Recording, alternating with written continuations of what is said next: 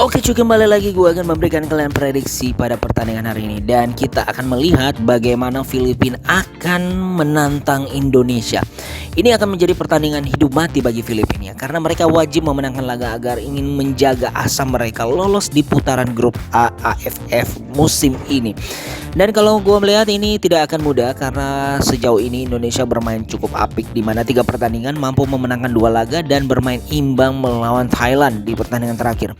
Kalau gue melihat bahwa Filipina di musim ini juga belum cukup menggembirakan, di mana laga awal mereka ini sangat mengejutkan ketika dikalahkan oleh tim asal Kamboja. Tapi menurut gue Filipina adalah tetap Filipina, mereka akan tetap memberikan perlawanan terhadap Indonesia, dan prediksi gue Indonesia akan menang tapi hanya dengan skor tipis 1-2. Kemudian kita lanjut di pertandingan AFF grup A yang lainnya, memperhadapkan antara Thailand dan Kamboja. Ini juga merupakan sebuah pertandingan yang sangatlah menentukan bagi kedua belah tim, karena ada Thailand di sini, Indonesia, Kamboja, bahkan Filipina masih mempunyai peluang yang besar.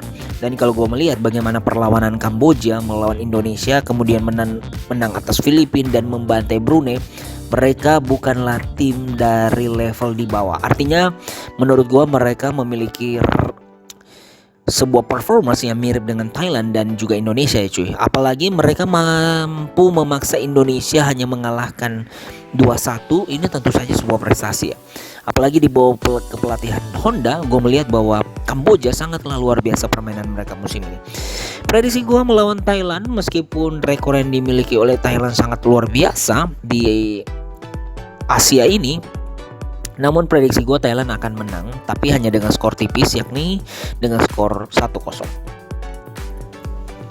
Oke, kita lanjut di pertandingan France League 1, di mana memperhadapkan antara Lille akan berhadapan dengan Reims.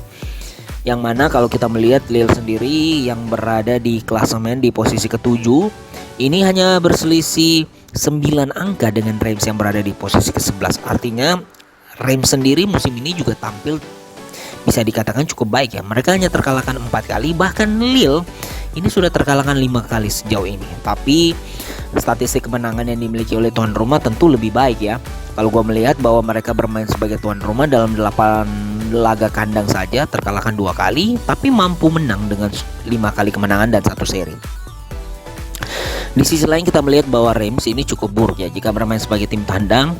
Dalam 8 laga mampu mengalami hasil kemenangan 1 kali saja, 5 seri dan 2 hasil kekalahan. Jadi dengan rekor ini saja kita mampu melihat bahwa harusnya Lille mampu menang ya pada pertandingan dini hari nanti dengan skor 3-2. Oke, dari sana kita lanjut di pertandingan berikutnya di France League 1. Montpellier akan berhadapan dengan Marseille.